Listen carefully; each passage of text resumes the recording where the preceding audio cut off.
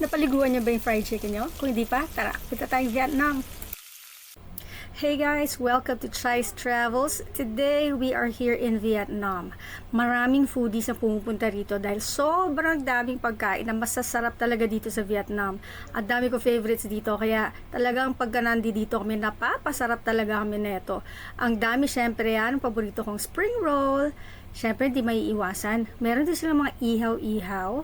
And syempre ang mga tuhog-tuhog dyan. And my favorite, fresh spring roll. Pero dito talaga tayo pupunta.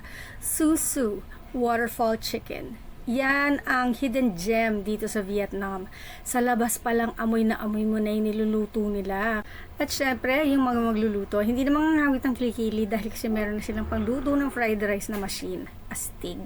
Talagang kailangan hanapin mo to. Sa liit ng store nila, alam nyo, ang dami-daming umu-order dito. Waterfall chicken ang tawag dyan.